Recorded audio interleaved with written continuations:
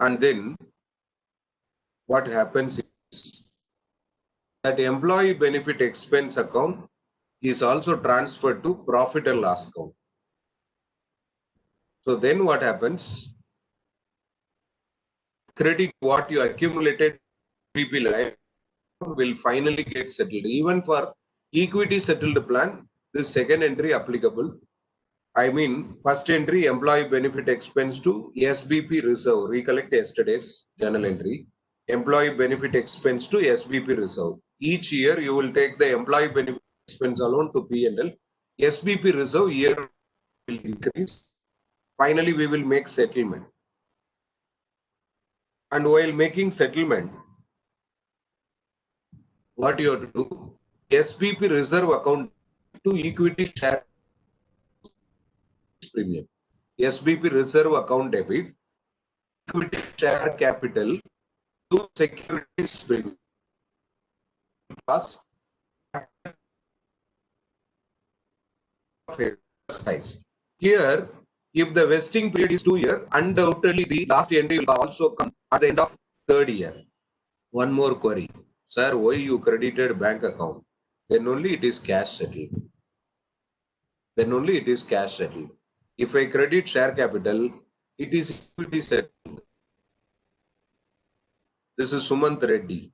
Sumant Reddy, you are learning cash settled. Yesterday you were there, Sumant Reddy. 3 possibilities we get. In that second one, Sumant Reddy, are you clear now? So in that second one, you are debiting SBP liability. Liability, if you recognize something as liability, it has to be settled in cash. That is the language of Ind AS. There will be a chapter, financial instruments. In that you will learn financial liability. If something is going to be settled through equity share, language of Ind AS, it won't be regarded as liability. See how clarity is there. There is no confusion and all.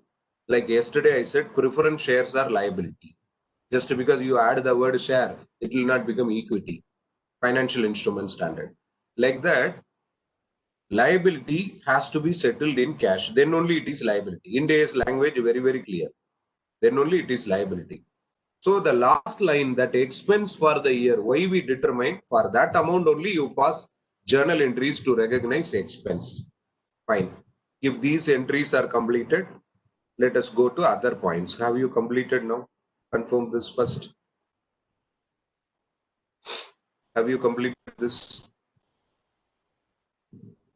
Done.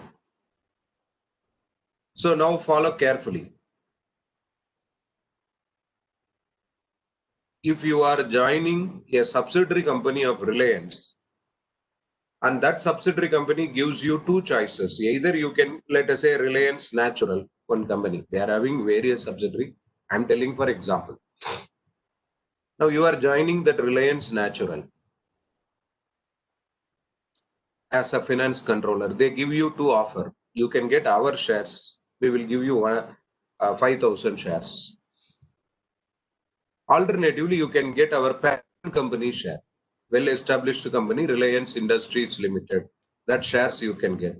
Obviously, employee would prefer the second one because of the established track record and the market value of those shares.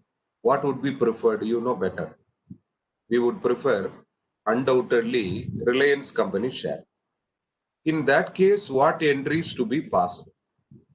Can you respond now? Subsidiary entry they will pass. Parent company, holding company. This introduction is there in Inter itself. So I am not asking any new question now. You can post the journal entries. What entry parent company should pass? What entry subsidiary company should pass? Suppose you as a finance controller, you are taking what is called as Reliance company share. You are taking Reliance company share. Subsidiary company account debit to employee liability. Ratish Kumar posted one entry.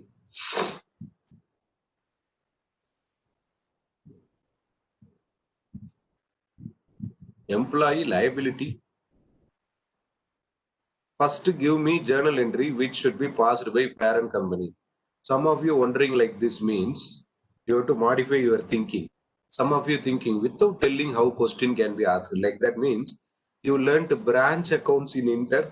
That knowledge more than enough to answer this. Subsidiary expense.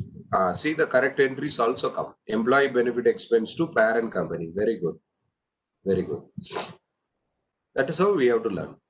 Parent company, subsidiary company account debit to up to that nice. This is by Renuka Devi. Debit correct. Credit equity share capital. Very good. Somebody come to the credit. Very good. Follow.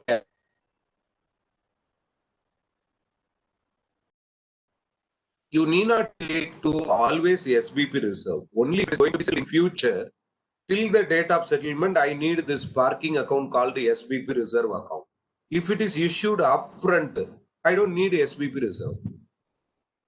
I hope you understand. Why I need SBP reserve if I issue shares now?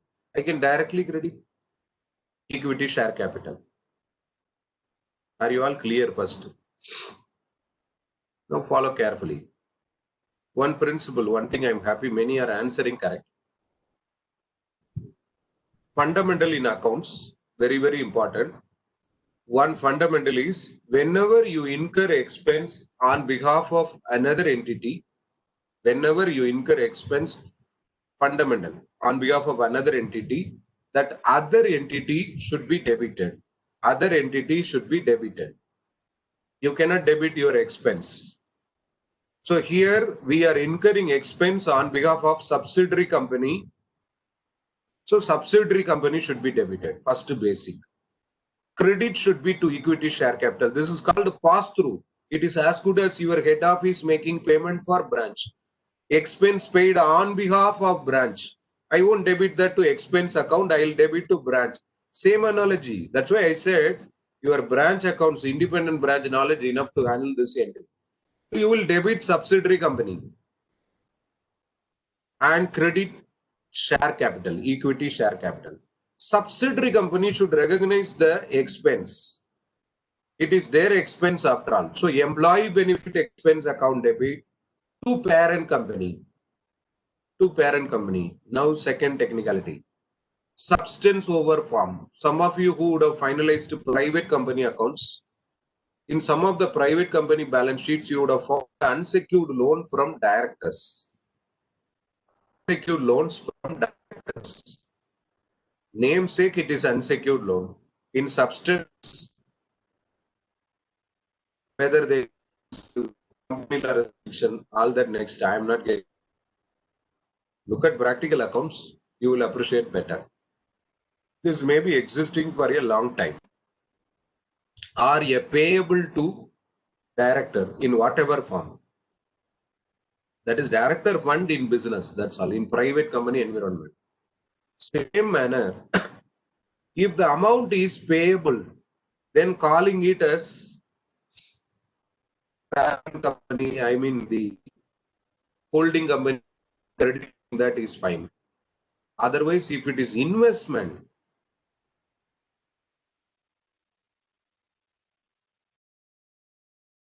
it will come to capital contribution from parent, whether repayable or not, matter simple. If it is repayable, credit parent company and keep it as a liability. If it is not repayable, it can only be capital fund, matter over. It can only be capital fund. In return, every company should allot share. Then only it will become capital fund. Till such time, it cannot enter your capital fund. Now you see how much I am linking. Parent company making settlement on behalf of subsidiary. What entry I am passing? I am subsidiary company. I debit, like many of you answered correctly. That answer correct. I have not seen one single wrong answer. Only one technical error was some said expense to SBP reserve, something like that. So expense account debit to parent company account. That is the entry subsidiary should pass.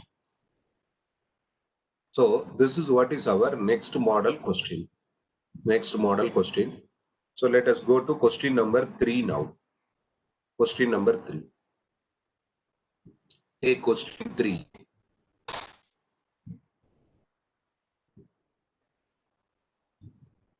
Question 3.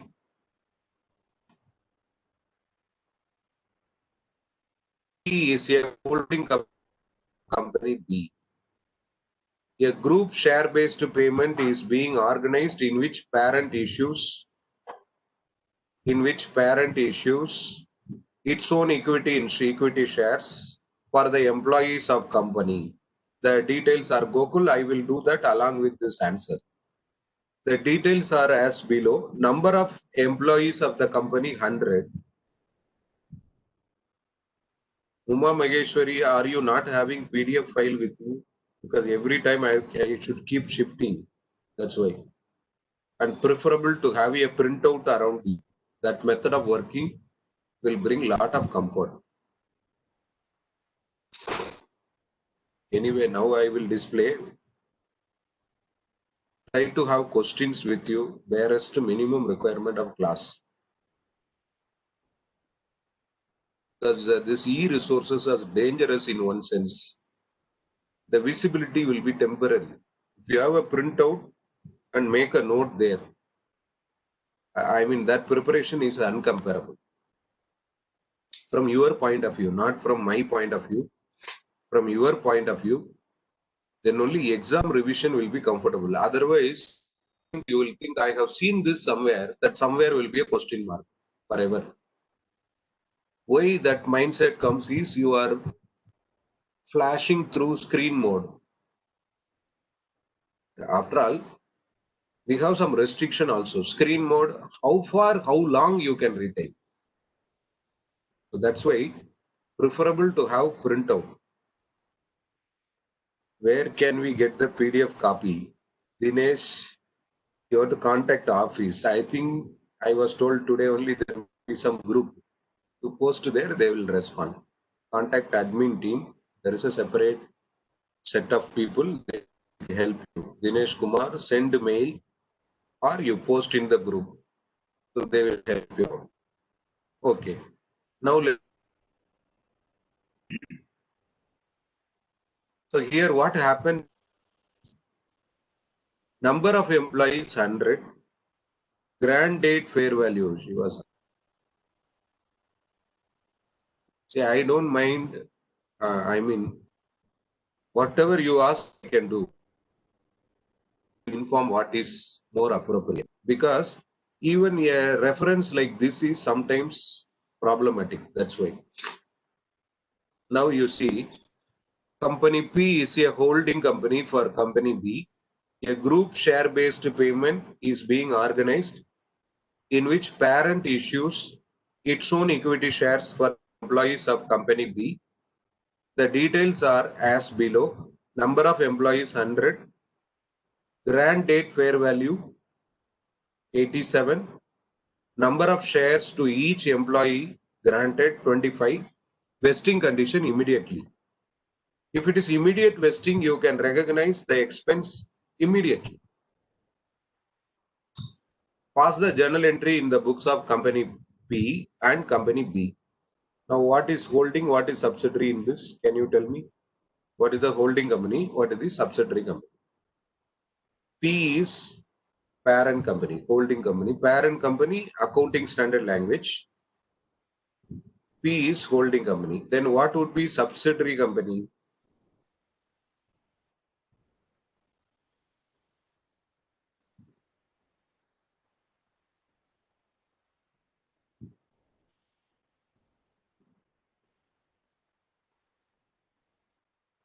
B.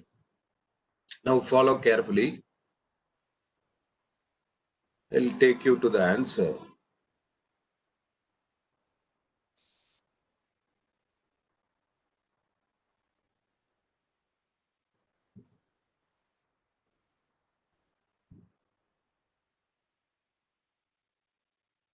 This parent company can pass Prima facie, your entry right.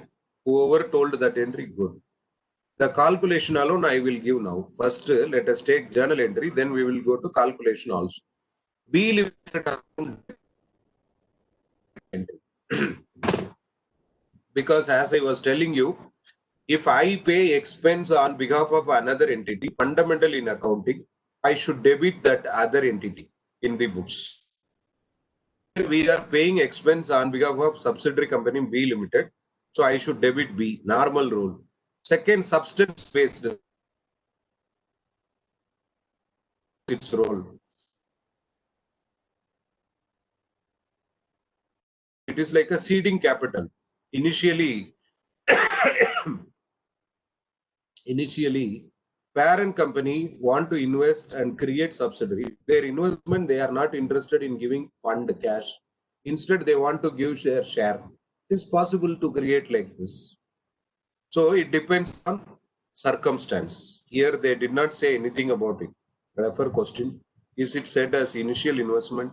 A group-based share-based, a group share-based payment is being organized in which parent issues its own equity shares for the employees of company B. That's all given. So in what sense I can call it investment? Substance-based entry. As I said, if B Limited is not supposed to repay, B Limited is not going to repay, then what we will do? Then what you will do is, it will be considered as investment. Like I told, that is why if there is a loan given by director and it is not expected to be refunded in the normal course of business, that is as good as capital contribution. Same manner, here employee benefit expense I will debit, to parent company you will credit. That capital contribution from P, in what sense? That is where I was stopping and moving to the example.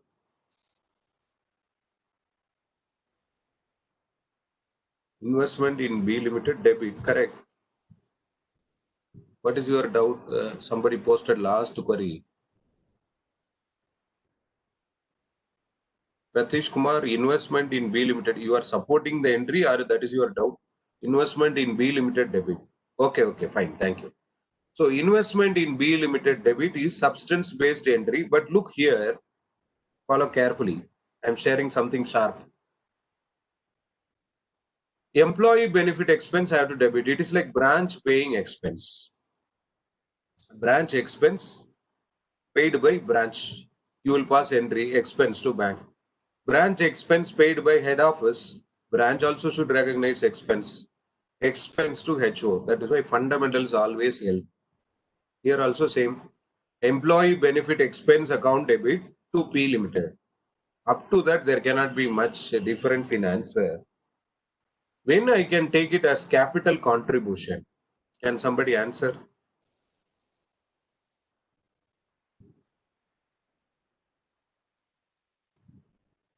In company, can you have an account called a capital contribution account? No.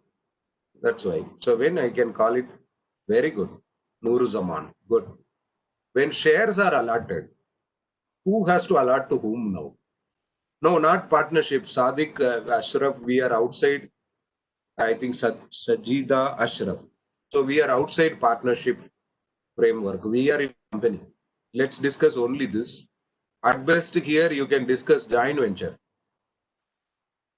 When there is no obligation to settle, limited to share capital, very good. That entry again, go nice. When you can pass that entry is if who allot shares to whom here? Subsidiary company B Limited should make allotment to parent company B. Everything based on as simple as that. Now, what is your entry which is available on display also? Employee benefit expense to P Limited. Up to that, no problem. Why I am debiting employee benefit expense? It is my expense. I am subsidiary company, Reliance Natural. My employee compensated by my parent company. So I have to book expense basically, employee benefit expense. Yeah, very good. It is payable by me because my expense paid by my parent company. So I have parent company. out. It's branch principle. Beyond that, if I have to treat it as capital contribution in my book, I should allot shares. Again, it become another share-based payment whereby B Limited subsidiary company will allot shares to parent company. Entry, everything again journal entry. First you credit P Limited, it's a liability in your book now. Next settlement, P Limited account debit 2. Debit to which account? P Limited account debit to share capital account. That is the entry we will pass. P Limited account debit to share capital account. This is the entry we pass. In fact, in between there was a question. Somebody asked me, sir, should I recognize in the previous question? 25 rupees each. That is required when the question asks, calculate expense for year 1, year 2, your cumulative answer enough. If there is a different type of wording, I will show you the wording.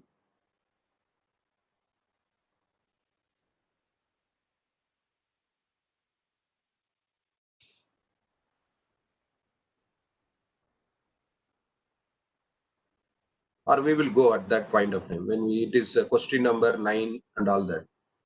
So depending on question, again, there can be change in answer. I asked a reverse question only for that question. We don't prepare balance sheet P&L daily. It is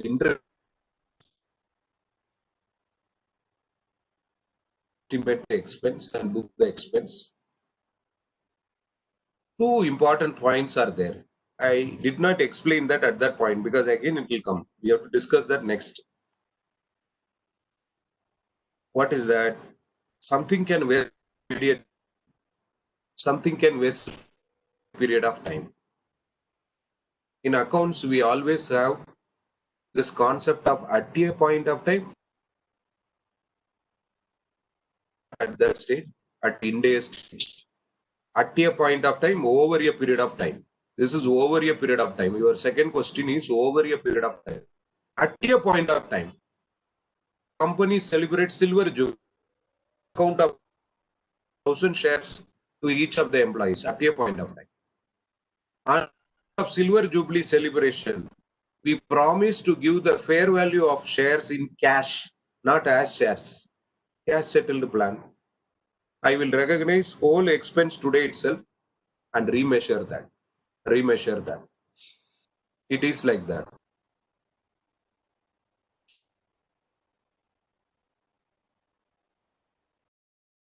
Over a period of time concept, I am replying to the query over posted because there are almost 100 messages after that. It is difficult for me to track who posted that, but I know the message. Somebody asked me, sir, can I use 85? And then in such a case, it is reduction. For that, the question should say, it vests immediately. Where is that word in question? But look at this question, vesting condition immediate. I mean third question. See, every step has a development. Vesting immediately means we pay the expense at that moment. That is vesting immediately. I agree to give 1,000 shares if the employee continue with me for 2 years, continuous employment. Sankari J, nice question. When the holding company issue shares to subsidiary, Sankari J, are you talking about, are you aware you are talking about illegal thing? Remember company law and read IPC as well as company law. Once holding subsidiary relationship established, subsidiary company, holding company cannot issue shares to subsidiary. Today you read Sankari. Now itself you can refer online resource. She is asking when the holding company issues shares to subsidiary. Wrong. It is not issued to subsidiary. It is issued to subsidiary employee. See, company separate legal entity. Sankari. We cannot mix like this. I am issuing to subsidiary employee, that is equal to subsidiary, not at all possible. Legal entity, company legal entity, employee legal entity.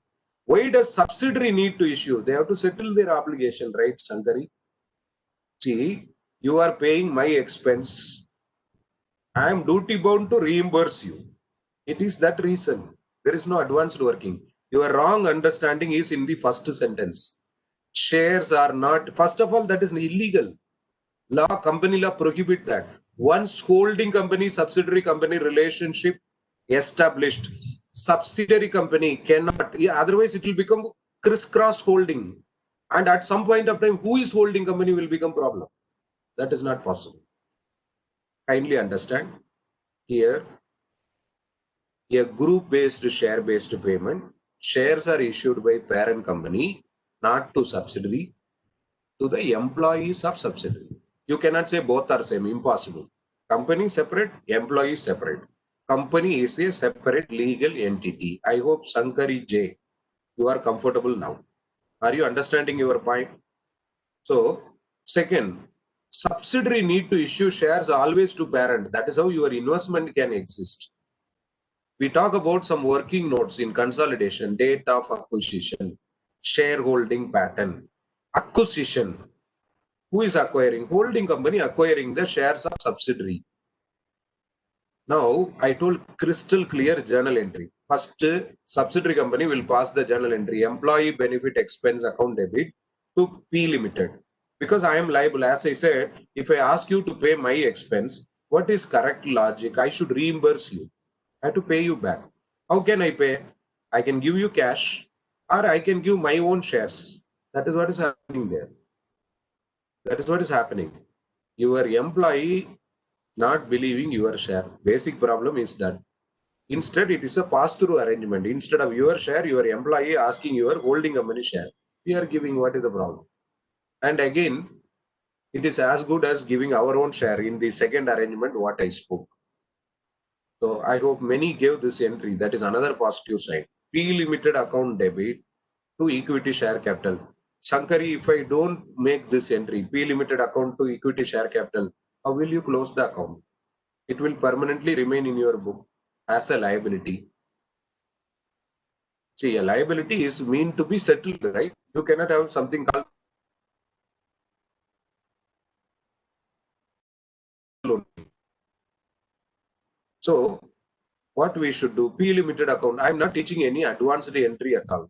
You are having a credit, you are having a liability. How to pay? Debit that account, credit either share capital or bank. Here, this chapter is all about settlement in share. We discuss shares, that's all, to equity share capital. Sankari, I hope you would be comfortable now. So you don't have a compulsory entry like we are allotting share. I told very clearly, you can leave it at that stage to P Limited. You can see the display. You can leave it at that stage. Second, if we allot share, then only P Limited to equity share capital. That is not compulsory. There is no information in the question. The question only says parent company issue equity shares to employees. Matter over. They never say anything about the settlement between subsidiary parent where it is given. It's not given. We are giving that for information. So now you take first line. Amount of expense to be recognized. Amount of expense to be recognized. That is equal to number of employees into number of shares per employee into number of shares per employee into grant date fair value. So you can take 100 into 25 into 87. 100 into 25 into 87. Whether Excel sheet visible? 2,17,500. Asha, right. 2,17,500.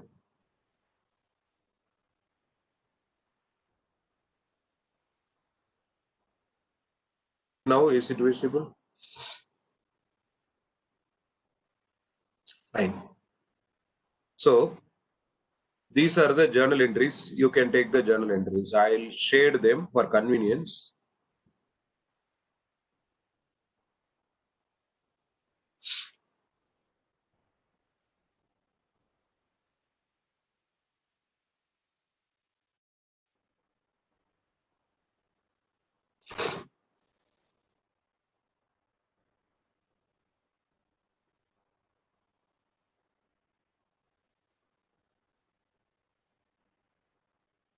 Finish this, then we will go to next question.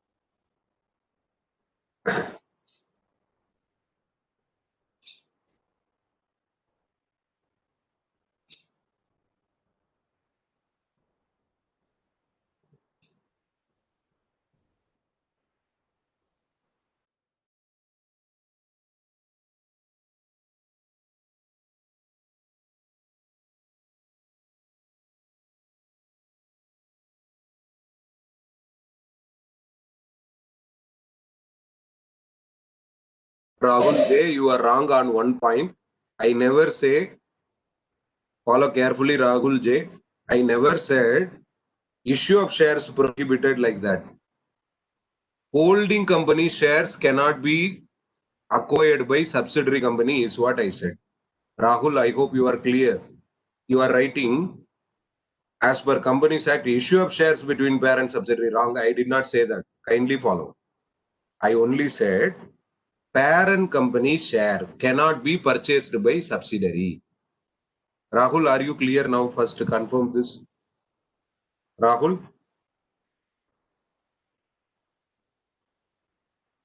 If you are holding 90% shares in subsidiary, can you not buy another 10%? That is not restricted.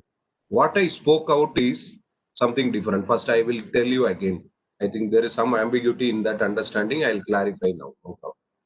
I never said between companies. You are, taking it like that. I said parent company share cannot be acquired by subsidiary.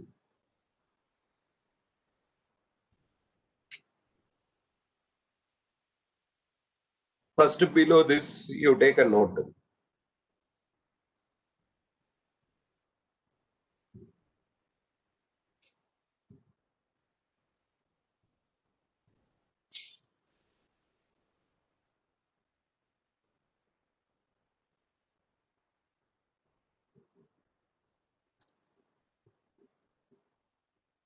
If subsidiary settles P Limited, if subsidiary settles P Limited by issue of its equity shares, by issue of its equity shares,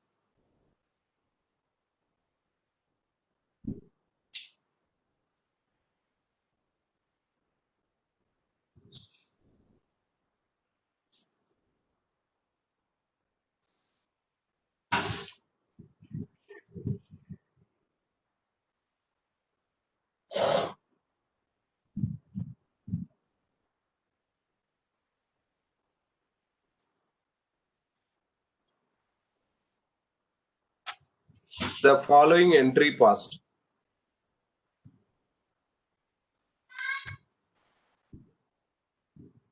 Entry now.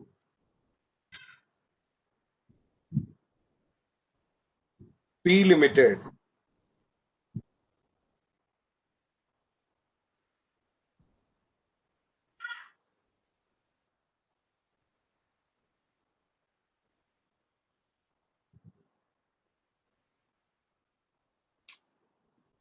P Limited debit to equity shareholder. Rahul, you have to listen very carefully now because there should not be, should not be taken in side very clearly. Let us take some hypothetical example. Through that, you can understand the message better. Parent company hold subsidiary company. Let us assume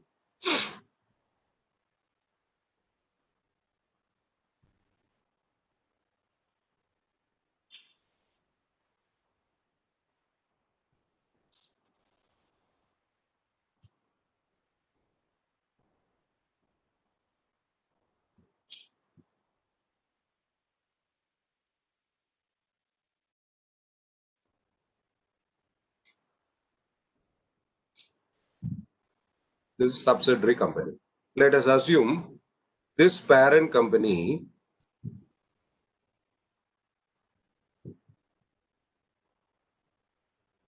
it is holding 60% shares in subsidiary company. You need just more than half of the voting power, and now even that point is undergoing change in final. 60%. Rahul, are you following? Rahul J. What I said was, Rahul, subsidiary company cannot acquire shares in parent. You are writing both are not possible. That is not the case. They can acquire another 40%. What is restriction? No restriction. They can become 100% holding company. That is not restricted. I am not discussing that at all. I am discussing this restriction. This is not restricted by me. Section 19. Refer today. That is the homework. You will learn company law also. Subsidiary company cannot acquire, I reiterate that sentence. Subsidiary company cannot hold shares of parent. They cannot hold. That is why I was telling Sankari your sentence wrong. She is meaning that here who is holding whose share? Now can you tell in this model who is holding whose share? Parent company. That is why it is called holding company. Parent company holding 60% of the. This is permitted, nothing wrong. They can buy another 40%, nothing wrong. We are not discussing that at all. I am discussing other way around. See, because it will create a challenge. Why this is restricted in company law? No restriction in law is meaningless. Suppose if the other one permitted, subsidiary company permitted to acquire holding company, let us assume this section 19 restriction is not there. So subsidiary buys share. It is illegal, not possible. Section 19 restrict. Suppose subsidiary permitted, let's assume. Subsidiary acquired 70% shares in parent company. Now you tell me who is parent company? Who is parent? Will you say higher up the two? That is why company law want to avoid confusion. Very clear. This is there for, I mean, this is there from 1956 Act, 42 and all was there, one section. Leave alone new section. This concept is there for a long time. But there are some exception to this, immaterial exceptions. Like if they already hold subsidiary company already, let us assume company name, through that you will get more clarity. This is A Limited, this is B Limited. What I said was, Rahul, I did not say A cannot acquire the shares of B. Kindly don't take my message like that. What I said was simple. B Limited cannot get the shares, cannot hold shares in parent. For that also there are some 4 exceptions. If they are nominee holder, nominee means on behalf of another person, deceased person, if they hold, that is exempted. If before establishing holding subsidiary, B Limited has some 20% shares, that is exempted. This kind of small exemptions are there. Anyway, 19 Companies Act, you have to as part of syllabus. That today itself, you will understand my point in a better manner. So I never said shares should not be allotted by each of them. Not at all right. Not at all right. So some messages are very pinpointed, very in depth. If you deviate one step, it will change the whole scenario. Now, suppose if I go by Rahul's statement, it will be a big problem. My statement was interpreted like this. You said as per Companies Act, issue of shares between parent and subsidiary prohibited. No. Issue of shares by parent to subsidiary. Between different, by parent to subsidiary different. Between allowed. Your one word changes the whole meaning. That is how in exam also. It's very technical. Your sentence also has to be interpreted technically. I never said issue of shares between parent and subsidiary prohibited. My meaning was issue of shares by parent to subsidiary prohibited. Step of question for which you will learn accounting in class. Step acquisition, first parent company hold 40%. They acquire another 30%. That is step acquisition. If that is prohibited, how will we have accounting? That is not the case. Subsidiary cannot hold shares in parent. Very clear message. Golden rule. Read a section 19, incidental reference. Here it is not happening. Don't worry, no violation of company law. This I told to clarify the point raised by Sankari. So they are allotting, parent company now allotting shares. In this case, we will go to the current case. That's the more appropriate. Who are shares to whom? This parent company, P Limited, they allot shares. To whom they are allotting share? These two lines I told, for example, I push it backwards. Now P allot share. To whom they are allotting share? They are allotting shares not to subsidiary company B Limited. Kindly understand. They are allotting shares not to subsidiary company.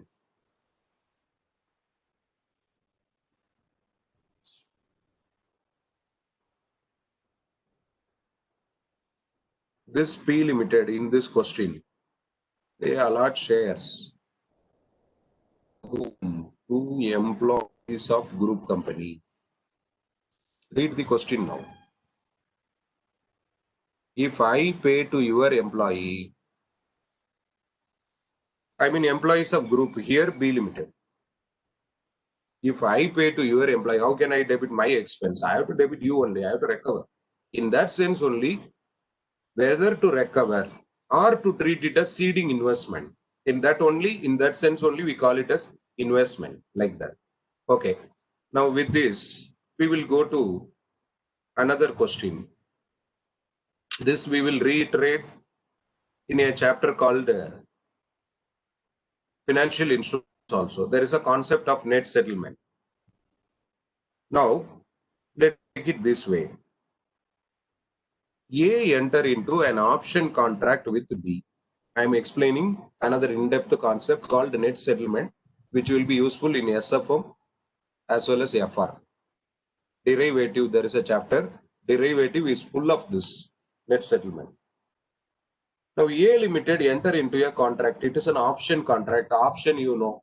Yesterday also I said, option is a right but not obligation on the part of employees to get equity shares at concessional value or to get equity shares at a prescribed value. Concessional value for employees, for others at a predetermined price. That is what is called option. Now the option contract is like this. The option contract, they will purchase 100 shares on a future day at the rate of, or let us take 1 lakh shares to understand materiality better. 1 lakh shares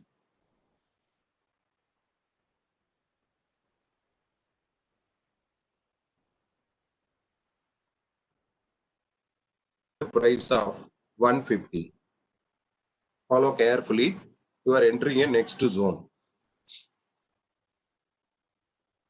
Now, the contract is to buy 1 lakh shares at 50. Who has to buy? A has to buy.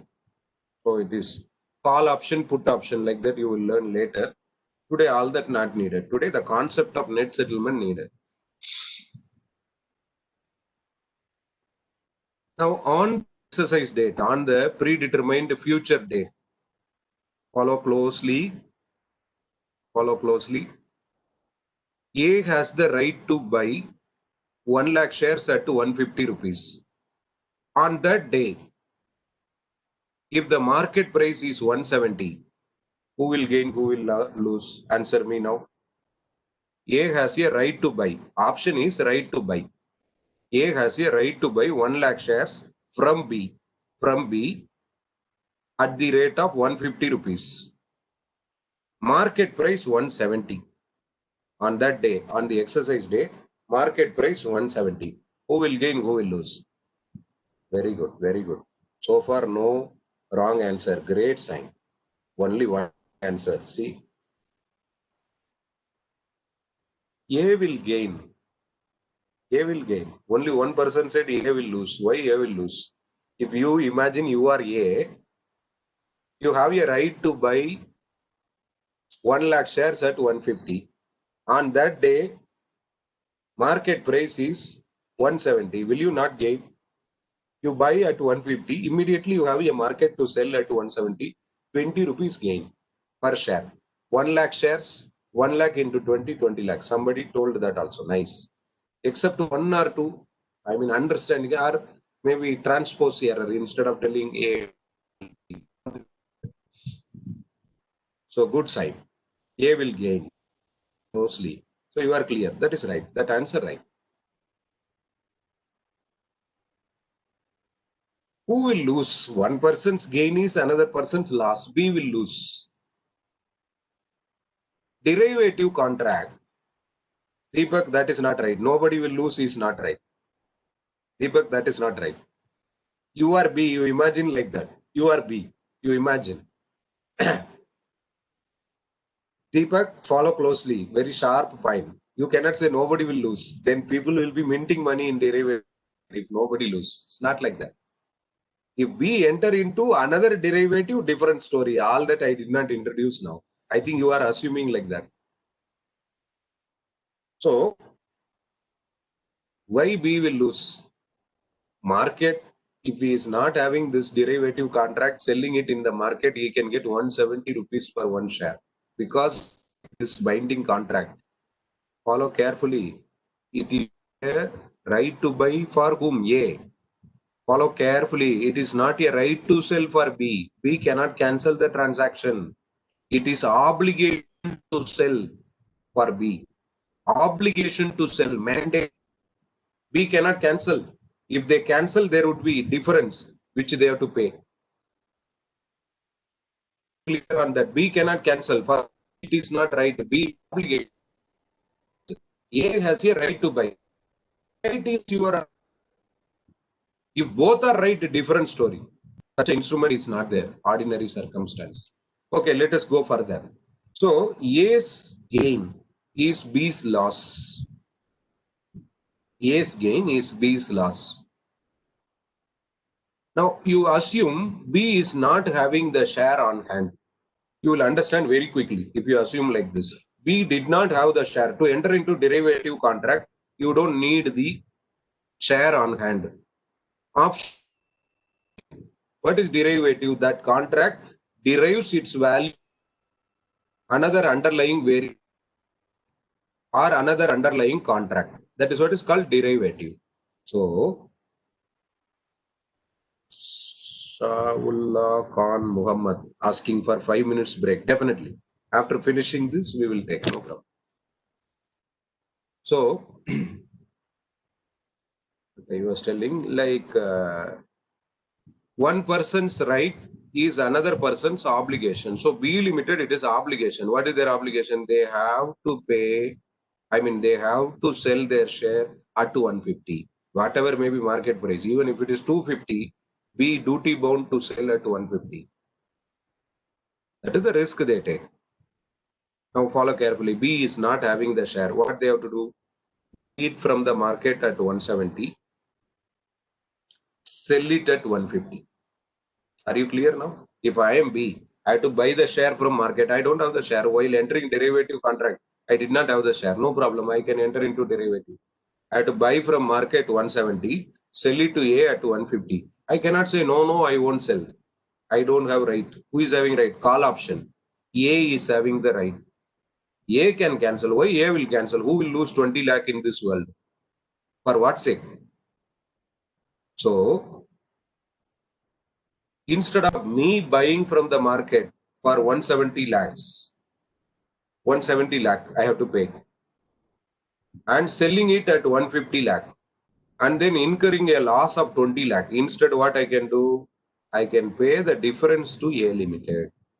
Who will pay to whom? B Limited will pay to A Limited. How much I can pay? 20 lakh.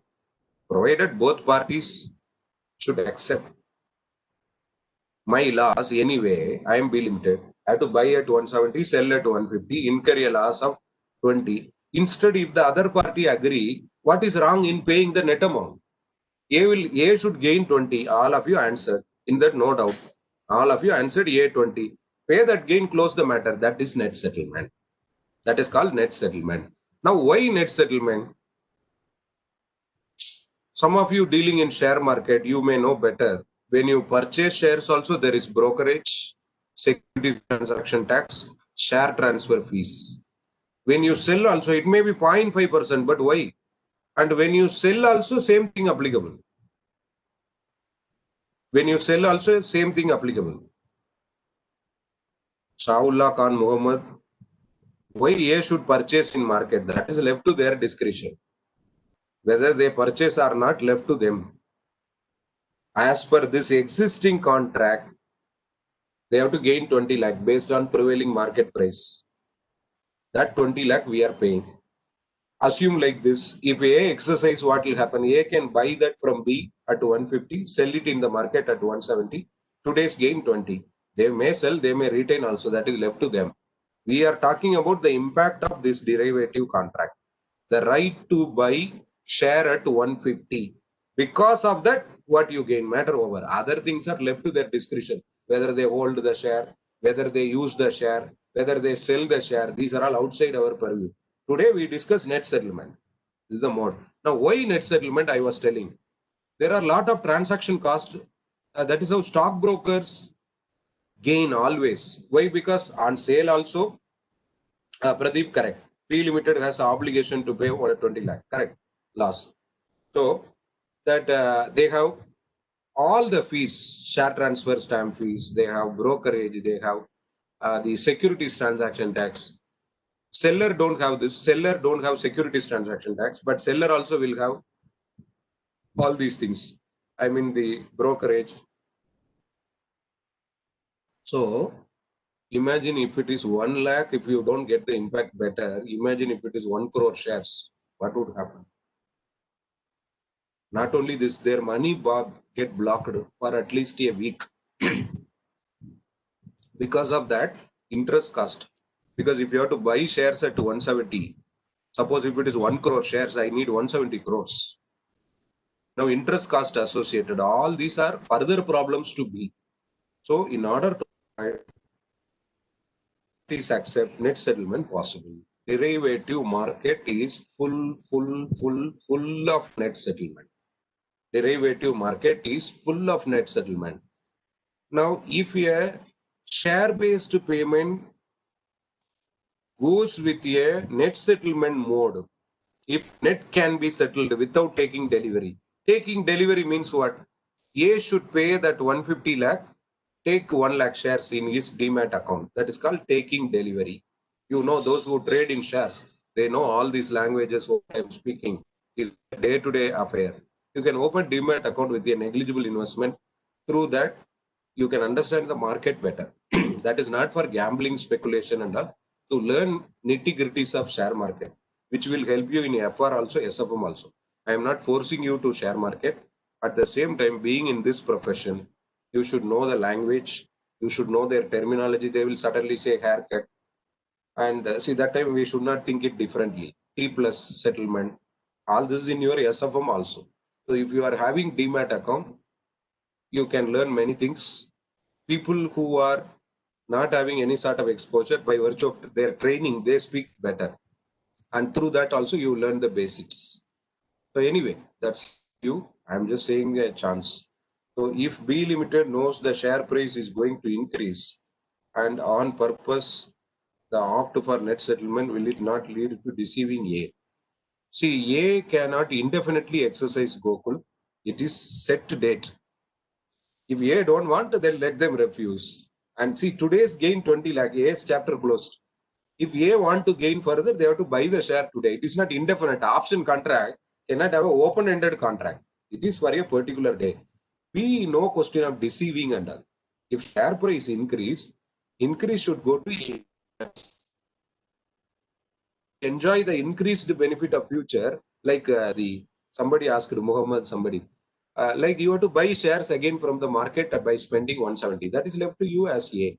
I am talking about impact of this contract. Restrict yourself to this contract. Don't go beyond. Because share market is a daily affair. By this contract, what is the gain or loss? Matter over. It's a continuous affair. You want to enjoy future benefit of the share, you have to hold the share. And that nobody can guarantee, Gokul. Next minute, what will happen in the market itself is uncertain. Only one theory will work very strongly, random walk theory. So, point is simple, that future depends on their action. If they want to hold, let them hold, but that is their asset. Thereafter, it is their discretion. You have three categories: FVTPL, FVTOCA, amortized cost in financial instrument. Those categories will take care of that treatment. I am not discussing anything of that nature. Today, task is next to question uses this word. One word, I have to explain this much. Net settlement. Okay, as he requested, now let us take some 5 minutes break and resume thereafter.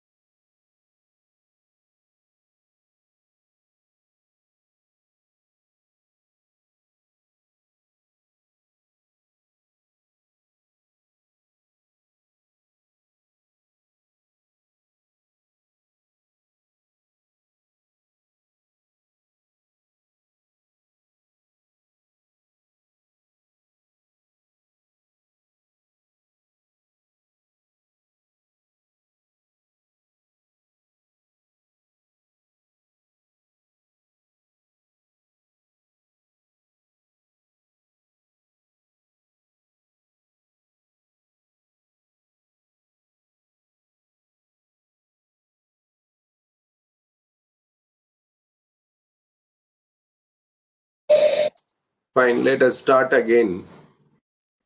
So we were discussing about net settlement. Net settlement is prevailing in derivative market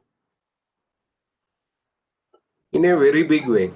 In the sense, most of the derivative transactions, they are settled on net basis, and you cannot have the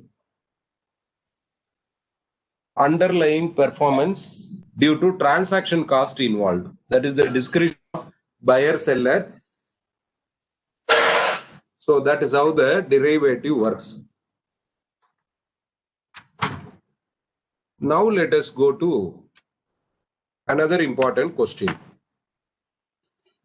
Take the next question, which we will discuss now, that involves this derivative model based settlement. So take your question number 4. Plastic manufacturing company X enter into an agreement with the company Y to purchase 100 kg of fiber, which will be settled in cash at an amount equal to 10 shares of X. However, X can settle the contract at any time by paying an amount of current share price less market value of fiber. There is no intention of taking delivery of such fiber. How the transaction would be evaluated under Ind AS 102? This is the question.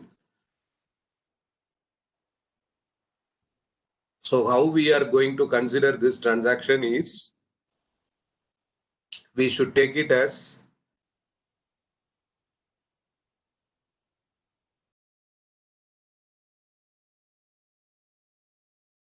instrument. Should be account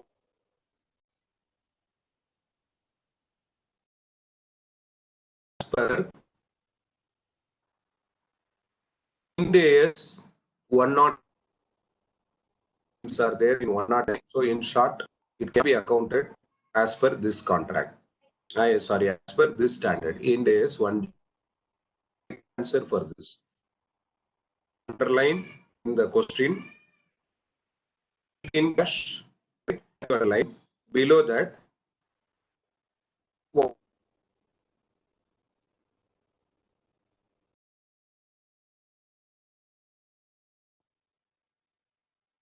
The indicator for your net settlement that is there in the 4th line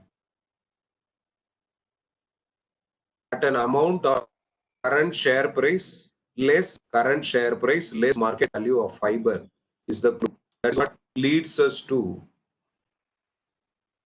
this part.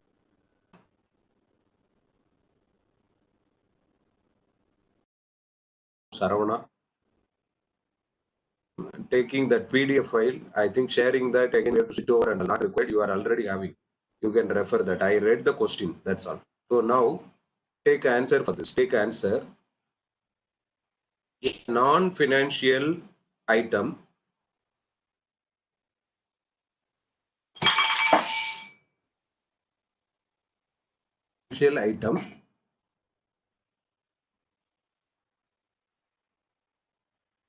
which is not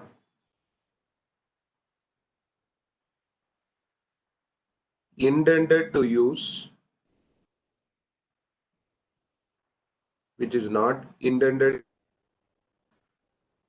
it's for its expected purchase or sale.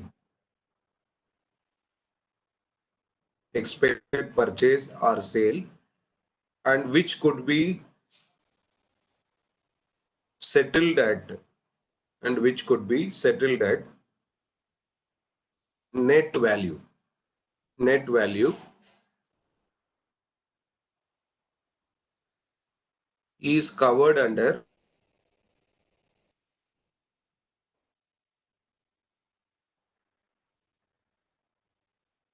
Ind AS 1. I repeat, a non-financial item, refer. I'm repeating because There is a request to repeat. A non-financial item which is not intended to use for and could be settled at net value covered under Ind AS 109.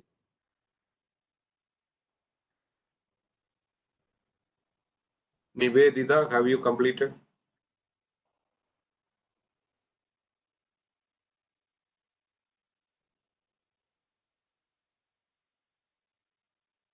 Item which use for its expected purchase or sale, which is not intended purchase or sale, be settled at net value and could be settled at net value would be covered as per Ind AS 109.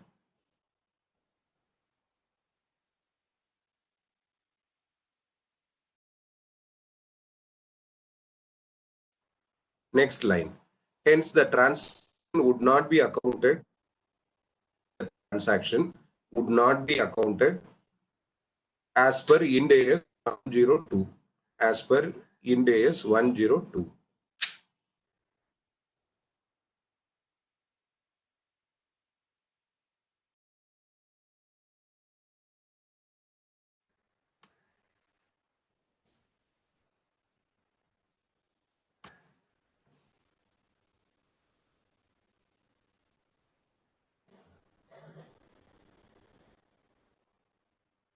Shivaraj Macha.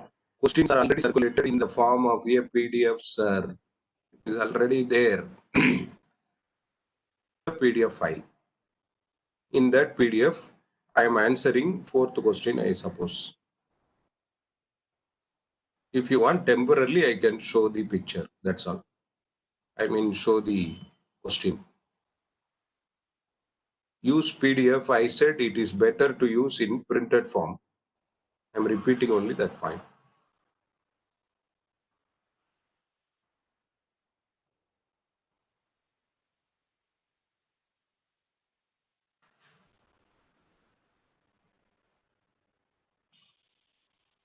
Premchand asked, taking delivery of fiber. Is it intention or no intention?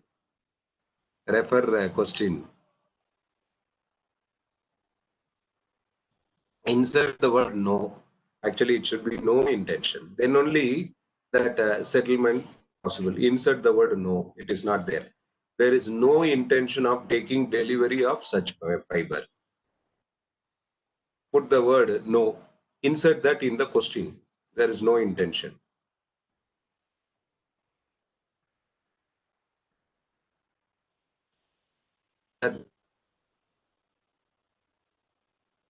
I highlighted this.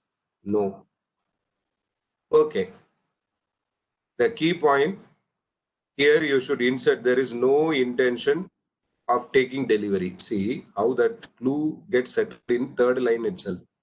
X can settle the contract at any time by paying an amount of current share price less market value chapter closed.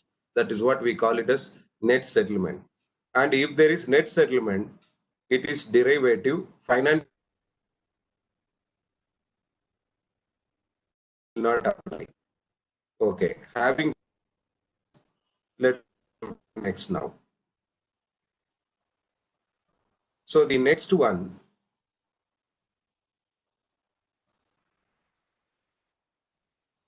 let 5 and 6 let it remain.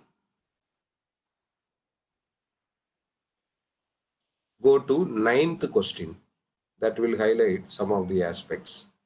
Take ninth question. So the ninth question, all of you can follow now. Before that, take 2-3 lines in this question.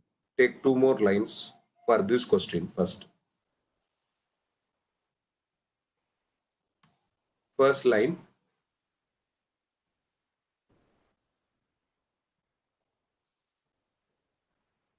Ind AS 102. AS 102 is applicable Whether question visible now, confirm that. Whether question visible.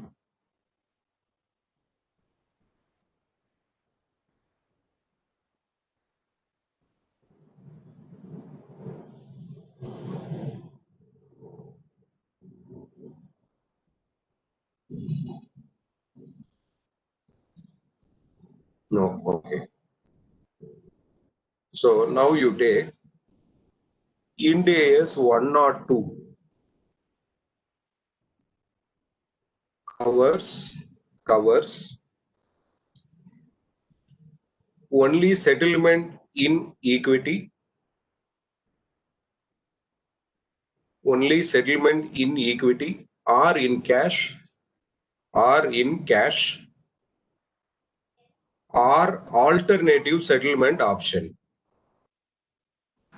or alternative settlement option, within bracket, either equity or cash, either equity or cash.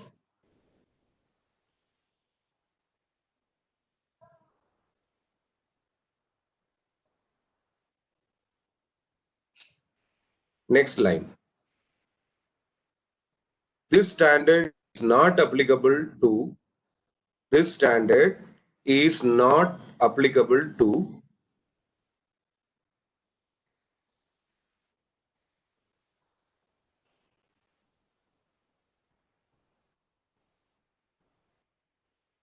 see what I said. I was asked to repeat by Saravana. Saravana, please follow. Ind AS 102 covers. Have you taken Saravana? Please respond. Settlement in equity or in cash or alternative settlement option. Within bracket, I said either shares or equity. Sorry, either equity shares or cash. Or cash. This is all I dictated, Saravana. Have you completed? Respond now. Fine. So let us go to next. Financial instruments. Financial instruments issued to buy or sell. Issued to buy or sell. Non-item. Non-financial item. Which can be settled at net. Which can be settled at net. Underline these words. Which can be settled at net. Will not be covered under Ind AS 102. AS 102. So it is scope related point. This particular transaction is not within the scope of Ind AS 102. That's the one line answer for this question. Okay. Now let us go to ninth question. Let's take ninth question.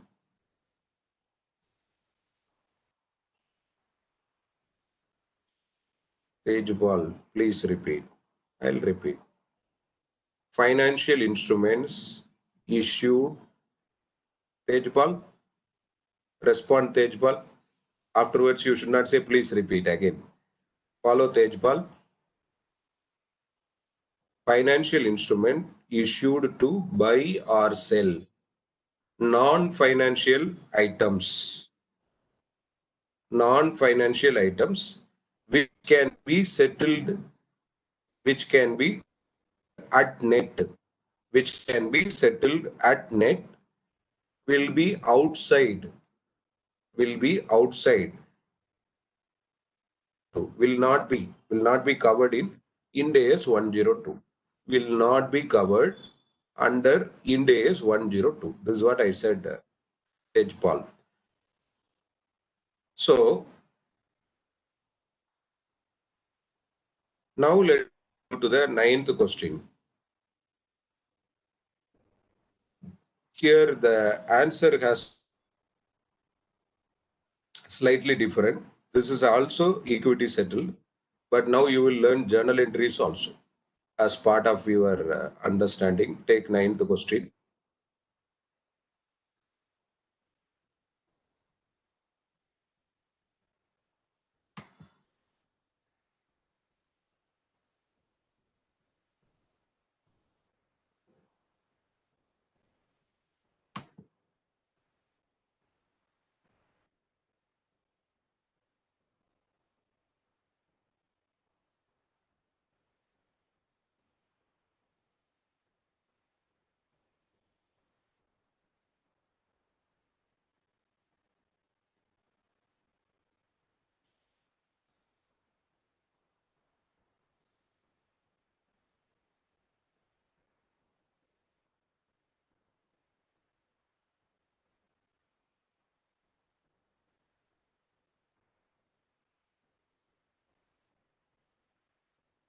look at question now. XY Limited issued 10,000 share appreciation. XYZ Limited issued 10,000 share appreciation rights, SARs, that vest immediately to its employees on 1st April 17. Underline that if you have printout. Underline that. I'm talking about this. What is extremely important? The three words. That vest immediately. That vest immediately is very, very important. Expense now. Imagine foreign currency transaction. If I am importing from US raw material, journal entry would be purchase account debit to creditor, foreign creditor, and the amount at which I recognize $1 lakh means $1 lakh in exchange rate. I'll book the expense. That is what we are discussing. So at that date, it is estimated using an option pricing model that the fair value of SAR is INR 95, that is rupees 90. SAR can be exercised at any time up to 31st March 18. At the end of the period, on 31st March 2016, it is expected that 95% of total employees exercise the option. 92% of total employees will exercise the option at the end of next year. And finally, 89% will be vested only at the end of third year. Fair values at end of each period given. 31st March 16, 112, 17, 109, 18, 114. They are asking us to pass journal entries. Now we need to prepare a table. And this table should have 4 columns. 415 would be your first column. Are you clear? 115 would be your first column, beginning of first year. And then the next one, 15, 16. There would be a second column, 15, 16. After that,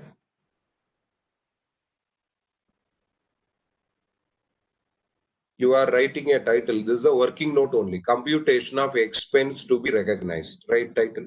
Computation of expense to be recognized. Are you taking title? Expense to be recognized. Under that, open columns, particulars, 1st April 2015, and then 2015-16, 16-17, 17-18. 4 amount columns I need. 1, 1st April 15, 2, 15-16, 3, 16-17, 4, 17-18. So cash settlement. The moment you say SAR, stock appreciation right, appreciation is what is going to be paid in cash. So cash settlement applicable. Cash settlement applicable. Are you all clear now? Up to now, is it clear? Kindly confirm.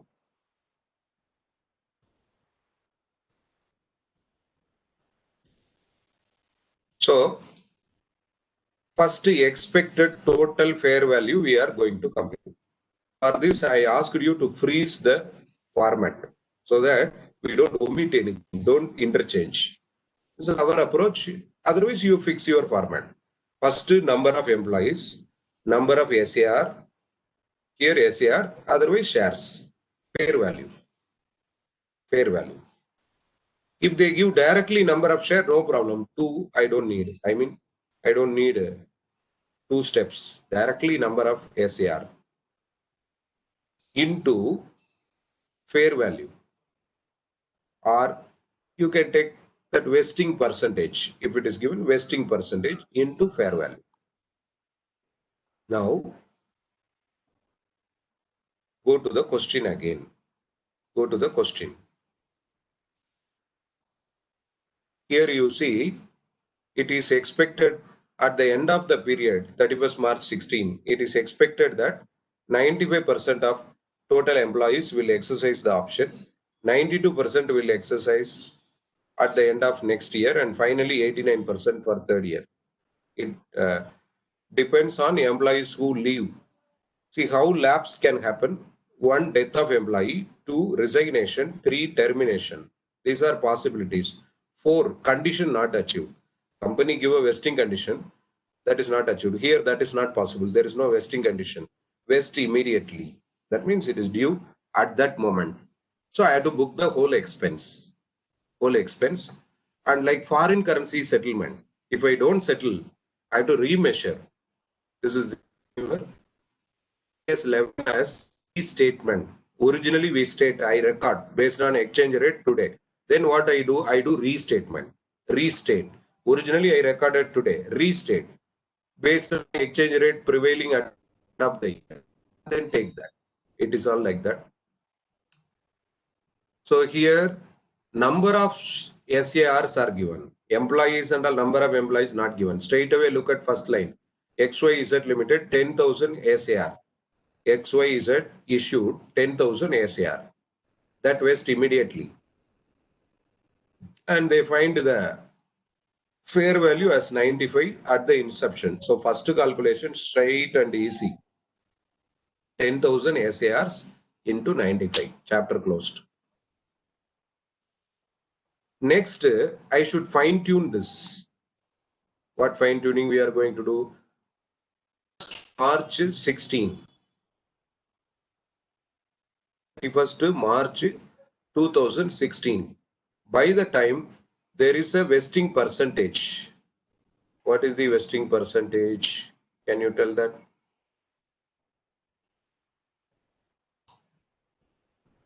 What is the expected vesting percentage? Accordingly, we have to change things.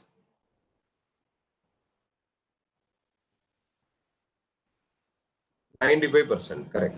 95%.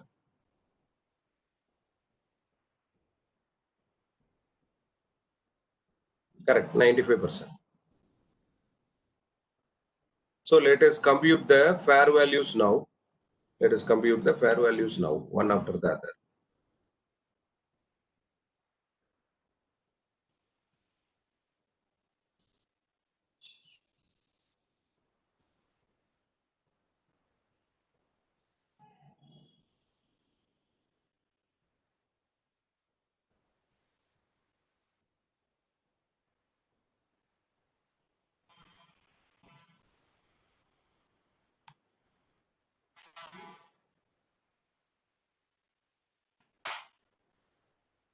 Again, the format is remains same. First, I should compute expected total fair value. And here there is no question of expected total vesting period. In the other questions, you had a line expected total vesting period. Here that is not going to be applicable. Expected total vesting period not applicable. The Excel sheet visible, confirm that.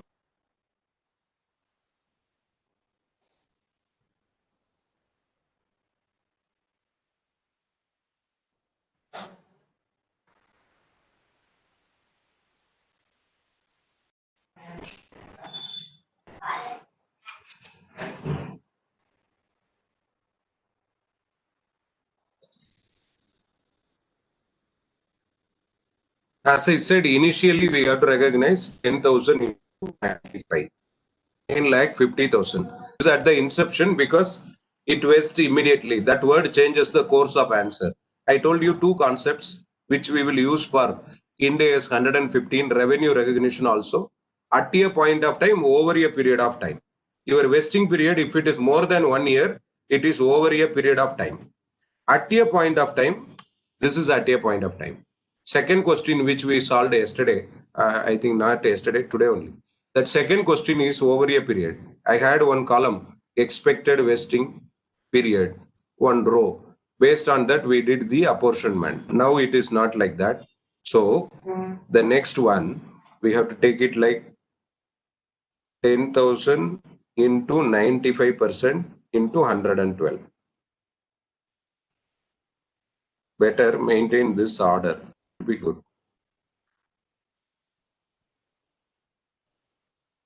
Similarly, can you tell the answer for this? How much we get?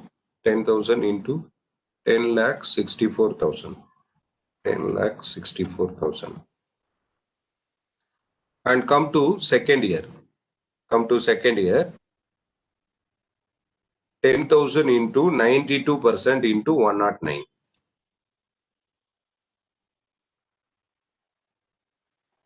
10 lakh 2,800. 10 lakh 2,800.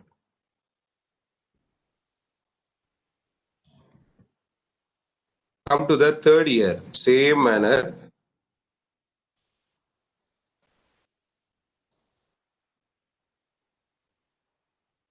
There is no vesting period. Somebody in between asked why we are not dividing by number of years. That's what I was explaining 10 minutes now. So you have to be careful. You are not that I want, pinpointed at in the class. The level depth of the will be very high. You have got lot of work to do. They are playing between words. Kesava Datta. Kesava Datta. I told 2 lines. You remember Kesava Datta? At a point of time, over a period of time. Read second question, Kesava Datta. There is a total vesting period of 2 years. Here, immediately. That makes all the difference. Why we are not dividing by number of years. If they give same question, total expected total vesting period, 3 years, I will divide by number of years. It's very different. So I hope Kesava Datta will be clear now. So you have got, as I said, your priorities are beyond your imagination. Literally, I don't want to threaten you. So it requires a lot of focus. So these are points beyond which we have to travel. So be clear, if they give you vesting period, you can put 1/2. First year, if it is 2 years, 1/2. Second year, 2/2. If it is 3 years, 1/3, 2/3, 3/3. What I am telling, cumulative, first line. Then reduce expense already recognized. Expense for the year will come. That is how we should post this. Here it is vesting immediately. Read that line. I asked you to underline. This is a physical printout. Once you underline, attention will be permanently captured. The day of screen. Some of you know technically how to, keep it permanent, those changes in your PDF file. Many of you may not know. Temporarily, you will underline somewhere, imaginary underlining. Later, keywords and critical points will not emerge in your revision. That is a cause of concern. So, better stick on to exam mode, which is always paper pen mode. Okay, let's continue now.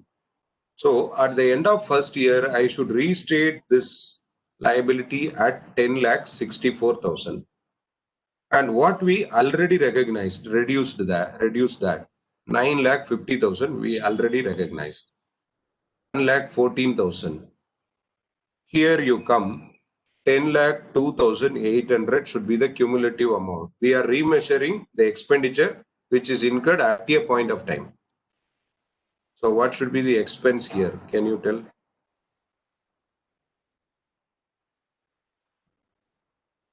What is the expense I should book? Already we booked 64,000. This would result in reversal. This would result in reversal. Minus 61,200 indicate reversal. We booked more than the required level. Let us see how to book. It is only accounting estimate. Accounting estimate can change. It is bound to change. Then only it is estimate. Now come to the last year. It is 10 lakh 14,600. And deduct 10 lakh 2,800. Deduct. Now the remaining amount, we should book it as expense.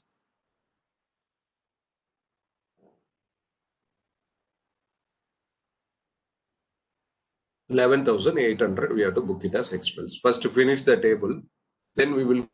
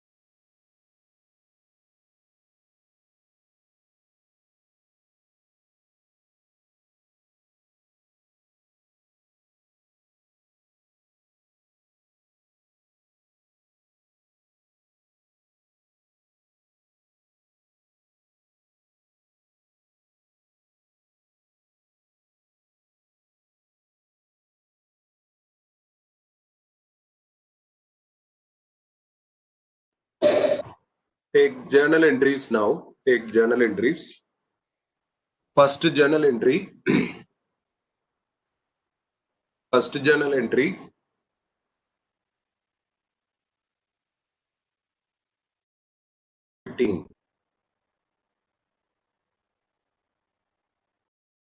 Employee benefit expense account is account debit. SC debit to S liability account 9,50,000.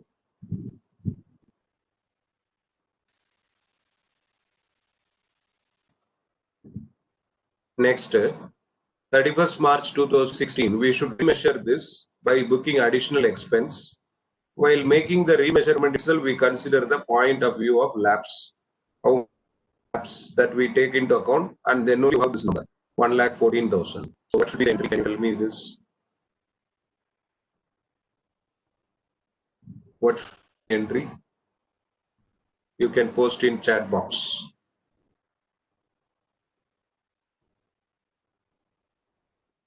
Same entry, very good. Employee benefit expense account debit. Employee benefit expense account debit 1,14,000. Very good. Lot are posting that. Good. Employee benefit expense account debit 1,14,000 to SBP liability 1,14,000. 1,14,000.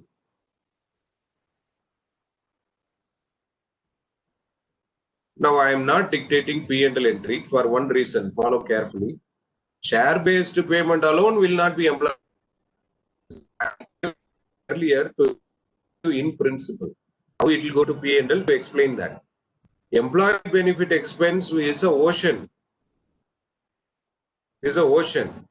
What and all will be debited in that? Let us try to understand that also. Suppose a company pay gross salary of a particular person, general manager of a company. The gross salary 1 lakh, gross salary. And the company reduce PF, Provident Fund, 12,000, 12% contribution, 12,000. They also did TDS, let us say some 8,000 TDS. And this person has taken an advance. This fellow has taken an advance. And that advance they reduced 5,000. This is the amount credited in the bank account of the employee. The bank account, bank payment. The company is making bank payment, and the bank payment, the remaining amount, I think 75,000. 75,000. Nice. Ratish Kumar, good. Now, what amount you will debit to salaries? What is the amount you will debit to salaries? Can you tell? 1 lakh. Nuru Saman, 1 lakh. So many 1 lakh. Renuga Devi, 75,000. Think over your answer, Renuga Devi. 95,000. 90,000 some answer. 1 lakh. 1 lakh is the correct answer. Okay, reasonably correct, not correct. I'll come to that also. Advance reduced. See, you are following accrual basis. Those who are saying 95,000, what is the entry for salary advance? Salary advance to bank. What is the entry for salary due? Salary to salary payable. I will debit only monthly salary. How can I debit 95,000? See, those who are saying 95, kindly think. You have to refine your understanding. These are not connected to final, but these principles are also used. If you are not clear on these things, it's going to be a continuous trouble. How can we debit 95,000? Answer me now. Your gross salary should be debited. This is called grossing up practically. Grossing up. Gross salary. Still correct answer has not come. So many answers, 1 lakh. Correct answer is 1,12,000. 1,12,000. That is what we call it as CTC, cost to the company. This is what is final. Now, those who are saying 95, kindly review your answer. Kindly review. Salary advance, journal entry. Salary advance to bank. If I give advance to my employee, salary advance to bank. Whatever advance it may be, any amount. Salary due entry, salary to salary payable.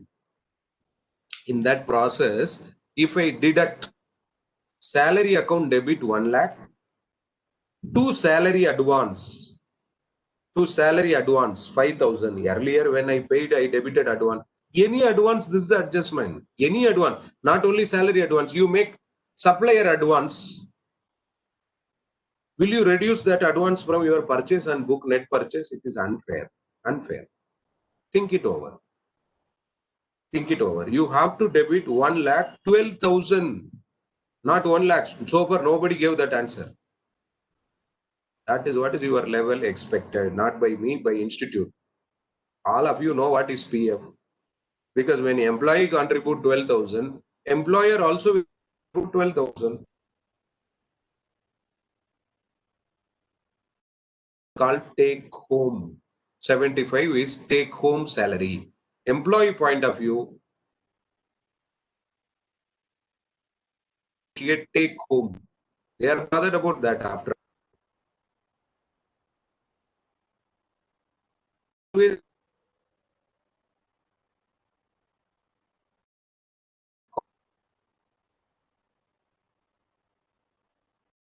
Not 1 lakh alone. It is 1,12,000. This is some need working. See, you're not aware when employer also will contribute. This we are aware, but the connectivity, you should come to the circumstance and emerge spontaneously. That should become your walk of life. Prerequisite for a better performance in exam. You should emerge class after class. And you should have your endeavor always should be, yesterday I know this much, today this is what is my additional value addition. This zeal to shine in your profession should be there in your walk of life. And these are small points which are awaiting your arrival in the corporates. People are ready to ask these doubts. Why many answers come only up to the extent of 1 lakh? Practical accounts, we take it differently. That's why. But look at all practical accounts, net effect would be, they would debit 1,12,000, not 1 lakh. They will debit 1,12,000, not 1 lakh. Because who will pay employer contribution? If you debit only 1 lakh in salary, where will you take the employer contribution? That is also as good as salary. Because of legal system, what you are doing, you are deducting, taking one portion from employee, one portion you contribute as a company, totally 24,000 deposited in the PF account, statutory PF. This is what is called defined contribution plan as per Ind AS 19. Today, 24. If you want to give a technical name to that, Ind AS 19 covers that. It is called DCP, defined contribution plan. There is another DBP. These are very popular, defined benefit plan. In Ind AS 19, these two are very popular. We will see them in due course. Okay.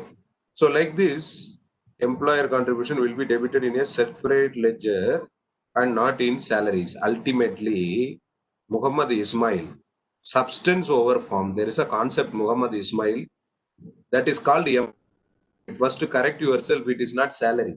I introduced classroom salary. First to correct yourself, it is not called salary. This is your small accounts. I am talking about large scale, 250 crore and above, Muhammad Ismail. If you contribute on behalf of your employee to a third party called PF authority, in what sense it is employer contribution you get? What is that? Look at substance. Substance, it is employee benefit. Employee benefit. You debit by whatever name, it should come to employee benefit. Summary. So, don't go so technical to the ledger. These are temporary. So you keep it as employer. Have you seen any listed company accounts where you are seeing this kind of a head? Employer contribution. Go and see to employer contribution. See, all this is not fair. Muhammad Ismail, substance over form. Always there. In Ind AS, it is full of substance. Don't have contrary view for this itself. There are other things in the pipeline. What you have been taking to P&L internationally, do you know what is happening? Your capital reserve, which you conveniently create in amalgamation, is going to the credit of P&L. You are taking it to P&L. You are taking it to P&L globally. See, understand IFRS and global perspectives are different. This is line item level. What you speak is ledger level. What we are in is financial reporting level. Don't bother about just the head. Not at all. We won't, you will ignore. If I go by head, where is the question of grouping preference share as a long-term liability? So we are going by substance. Substance. I reiterate this word, cost to the company. Employer contribution, remember, Muhammad Ismail, is a temporary account.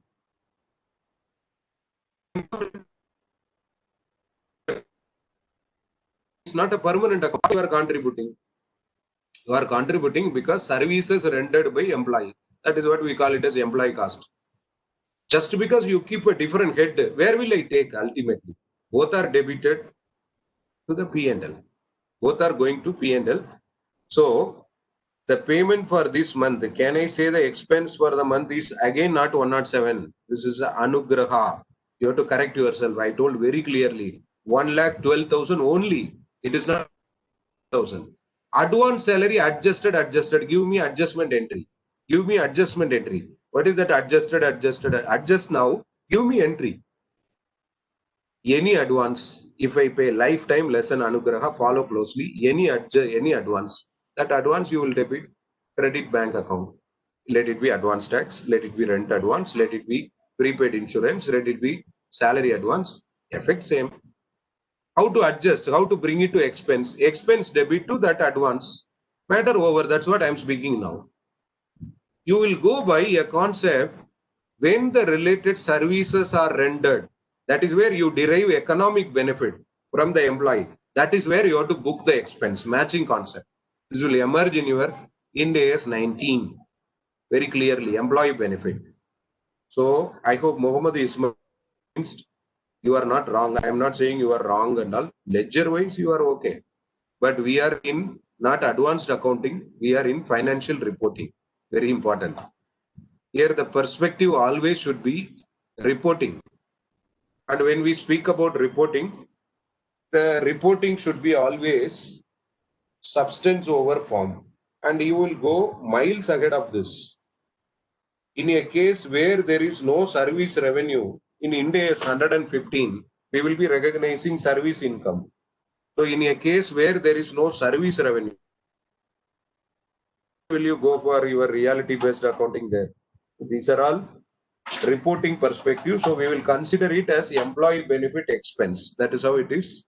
Employee benefit expense. Ultimately, here I said, in a sense, to tell that also as salary. Even if you have employer contribution, my view, keeping it as a separate account permanently is not fair. It's not fair. First, I have to create a liability, right, for employer contribution. What entry I will pass? How will I permanently keep a ledger called employer contribution? What for it is paid? Even in a basic accounts, what is appropriate? Salary account, I will tell you entry. Salary account debit 1 lakh. Instead, what I am saying, small correction, 1,12,000 to employee, to PF employee contribution payable, that is payable. To PF payable, bracket employer contribution. Again, you see, I am creating liability. It is as good as TDS. So, Muhammad Ismail, I hope you are clear with what I am speaking. Still, if you are not convinced, you can post your response. Very much necessary. Your participation very much necessary. So I should not take it for granted, like you understood the point I am making. Reporting point of view, take any leading company, maximum they can give it just for information. Even that nobody will give. It will all be booked as employee benefit expense. Salary is the appropriate head, not employer contribution. Employer contribution is like I cannot say just because I pay TDS payable debt. Practical account, somebody would have kept like this, employer contribution. Auditors will not be bothered because ultimately it will be grouped as salary enough. If it shows debit balance, that itself indicate that is wrong. Employer contribution showing debit balance, it is expense. It cannot be asset. I have only two choices. That is why salary. Okay. Let's go back to what we were discussing. So reversal, why I am not taking to P&L? For that only I went to all these points. If I pass 9,50,000 P&L account debit to employee benefit expense 9,50,000, it's not a wrong entry. It's no problem at all. But can a company have only share-based payment? Not at all possible. There will be salaries, there will be incentive, there will be various other things. In that sense, we are not posting the second entry.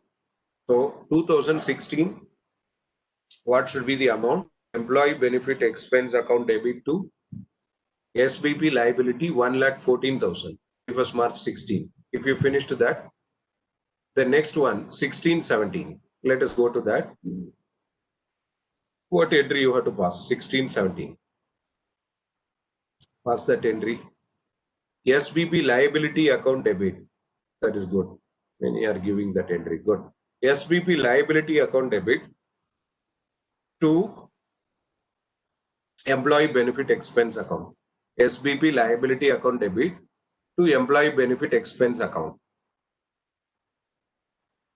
Anyway, next I should see this. Now itself I'll finish that also to tell you one more dose of substance over form. That is also within the allotment of what is given to me as syllabus.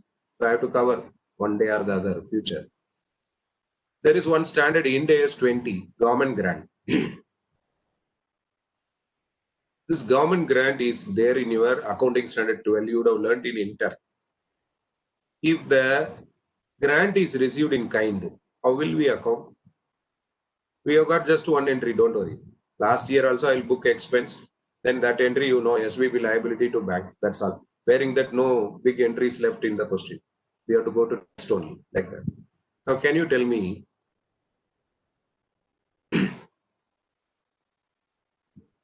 how to recognize grant in kind? A company received 30 lakhs worth of machinery from government. Company did not pay 1 rupee also. Grant in kind. As per AS 12, asset debit, very good. Credit what account? Silas Jain account. Credit. Grant credit. Silas Jain, for what amount I will pass this? See, another entry. Ashok Shen, I complete. P&L account. Machinery debit to grant, fantastic. Nominal amount, very good. Anugraha. Nominal amount means what? No entry. Harishankar. What is nominal value? Explain me what is nominal value. Anugraha. Just 1 rupee. Anugraha. And somebody, many are accepting this 1 rupee. Now, honestly, you tell, are we doing right thing? 30 lakh worth of machinery comes to your company. We record it at 1 rupee. But okay, you are right. Your answer fantastic. That is AS 12. Correct. Perfect. P&L we cannot go. Though somebody said P&L, as of now not relevant. I'll come to that. Your point P&L also will be taken care. Ind AS, you have to value. Fair value 30. Second problem of taking it to P&L comes only in international standard, only in Ind AS 20. Your 1 rupee entry you have to forget. 1 rupee to forget. It should be recorded at fair value. What is reality? Your company is having 30 lakh worth asset. I told one golden line in the first class, no lunch is free. When government, they expect some benefit. They expect some benefit. So you will have the related compliance cost in your book. When do you recognize that compliance cost? During this period, you should recognize this income also. This is income, I'm using the word. So nothing can be directly credited to capital reserve. Ind AS against that principle. Directly routing something through capital reserve, they are against that. It has to be brought to P&L in a phased manner. We will discuss. Today, I did not want to say complete Ind AS 20. Substance over form. Another point, fair value concept. Your fair value concept work in what sense? If the fair value of asset is high, what is the point in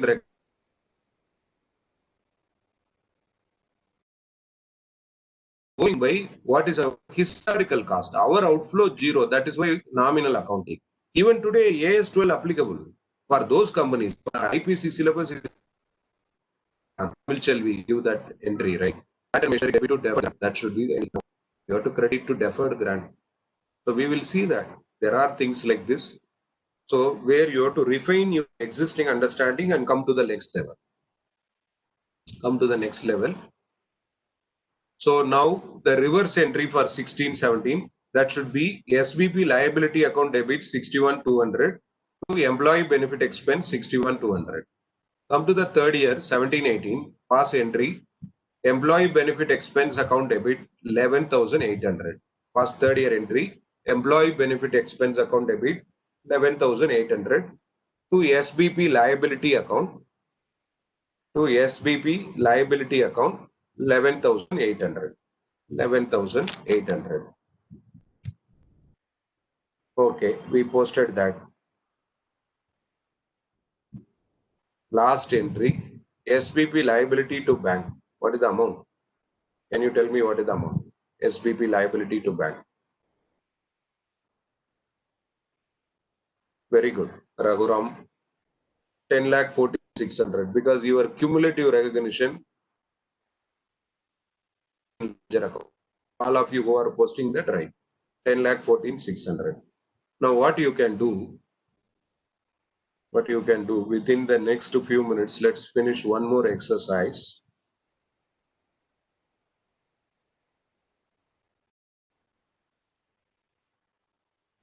There are a lot of advanced points we have to discuss. Come to 13th question, same model. 13th question, tell me only the expense to be recognized. Tell me only that. Journal entry, homework. Same model entries you are going to pass. So homework. Quickly tell me what are the expense opening. You can post with the comma. Opening the 3, 16, 17, 18. Calculate. No need of rough working. Prepare the table. That table which is there in display. Same model, you prepare table. No need of rough working. I am not looking for your spontaneous answer and not required. You prepare the table, give me the answer. Expense at the beginning, 2015, and then 16, 17, 18. 3 years. I'm waiting for your answer. Make it fast. Make it fast, but at the same time, format. Don't deviate from format.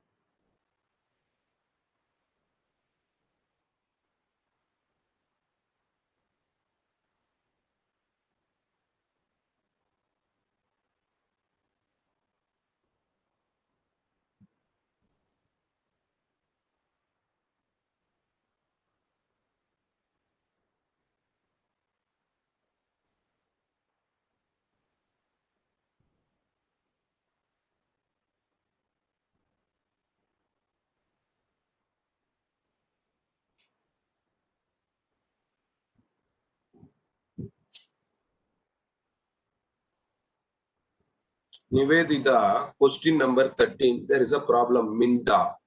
Like that one question is there. A table we prepared now for this question. Nivedita, you have to prepare the same kind of table and find the expense. What is the expense at the beginning? That would be 11,000 into fair value at the beginning. Like that. 11 lakh. Very good. First April. One answer spontaneous. Then booking and reversal you give. That's all I said.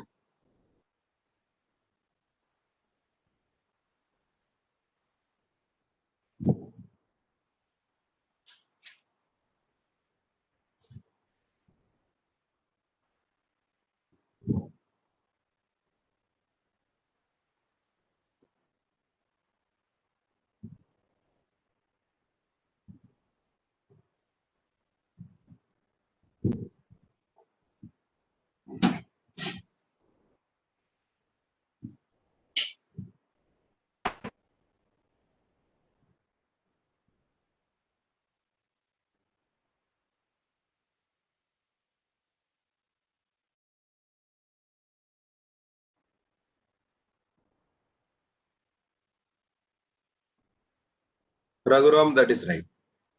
2,64,810 extra in your answer. Check that alone.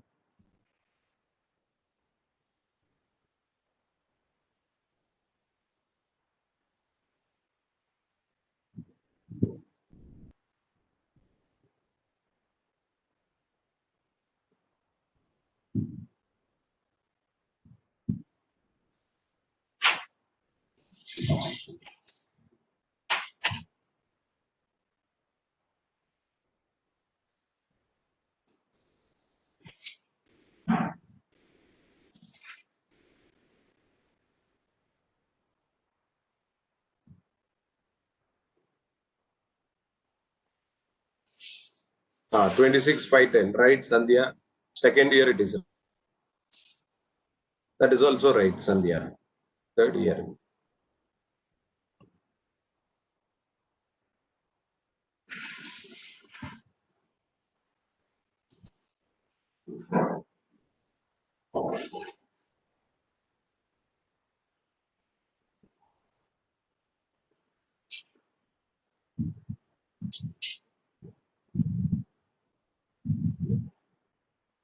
Ashok Shenai, that answer right. Good.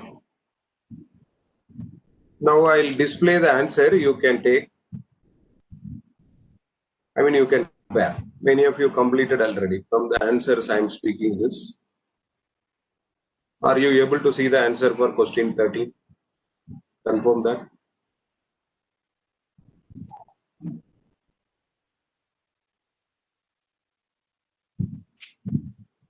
Are you able to see the answer? Fine. So, 11 lakh numbers different, almost same type of question. Numbers different, that's all. Asha, that answer right, last year answer. So you are having expense to recognize at the beginning. Then just like foreign currency liability we restate like that, 13,64,880 is our closing liability. We measure that. Like this, it goes on for other 3 years. You have to pass journal entry, same model like last question. Your last entry should tally with 13,18,350. Now follow for few more minutes. Follow. Suppose if the company provide a choice, the employee or the party go by equity settlement, they can avail equity share or cash settlement. Then first and foremost the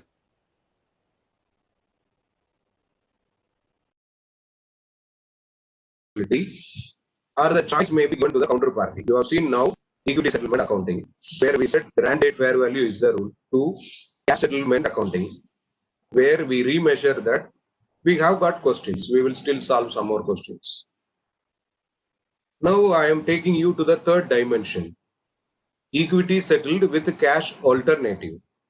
So now the counterparty, who may be employee or supplier of goods or service, either they may have choice or the company may have choice. If they have choice, how to account?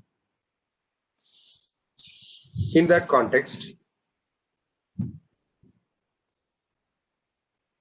if the company's fair value of equity settled plan is 3,24,000,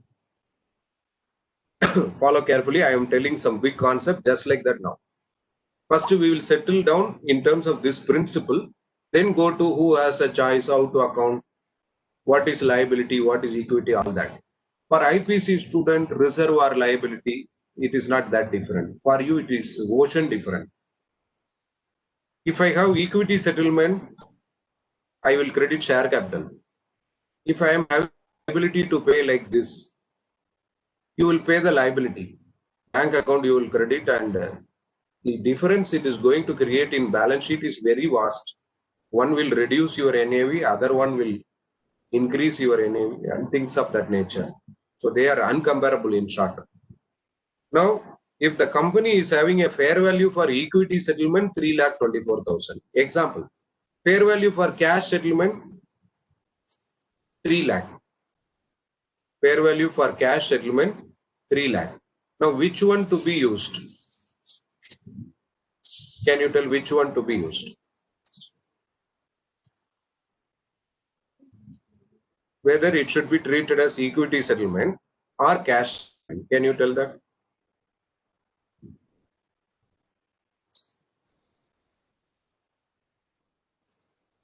Proceed now.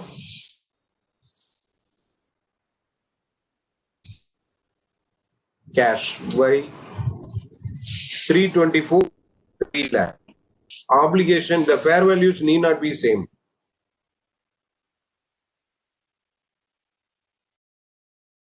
Will be different. That we will discuss in equity shares. The plan they get only shares. Cash settlement, end of the plan, they get the different thing. Now, I am talking as equity plan, so that we can create a SBP reserve, or should I create it as a liability? 3,24,000 is the total fair value. I am not talking about current year. 3,24,000 settlement. For cash settlement, 3 lakhs. Now, should I take the entire 3 lakh as cash settlement? Initially treated as equity settlement, then when exercise remeasured, if the Sindhuja remeasurement applicable only if you identify liability component, otherwise remeasurement not applicable. They are saying entirely treat as cash, then obligation will be only 3 lakh. What about 24,000 remaining? Suppose if they choose equity, obligation of the company 24,000 extra, where will you go for debit?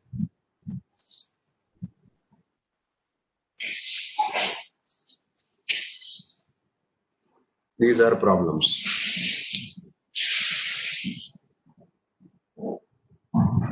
For cash only, we have to provide. Gokul idea. Where is this rule coming from? Cash only we have to provide.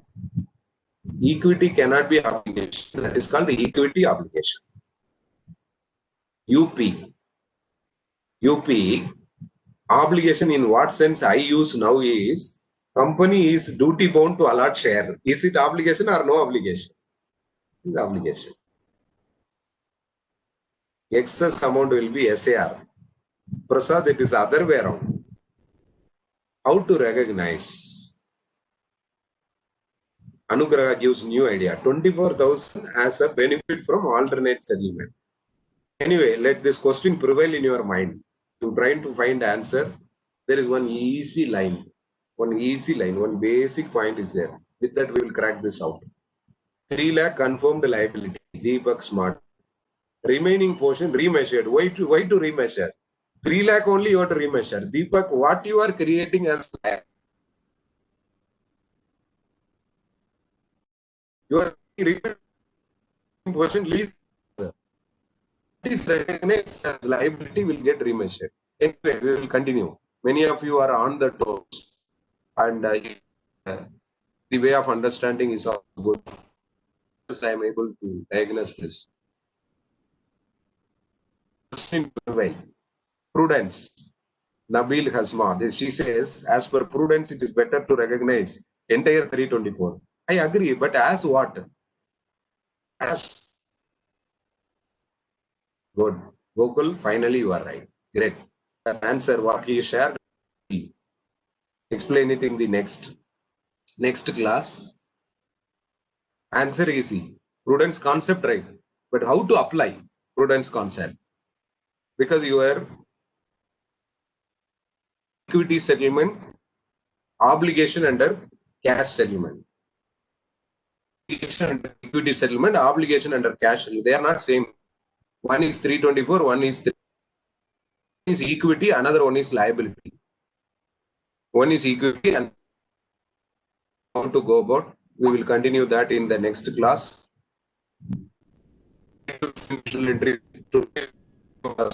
Another 5 minutes class is there. Finish the entry now. Thereafter you will be busy. And if you forget the practice which you gain now, it will get lost. So better. Raghunath gives one more idea. Depend on vesting condition. We will see that. But we are discussing facial recognition. We will. So in the next class, continue. Thank you all. Thank you all.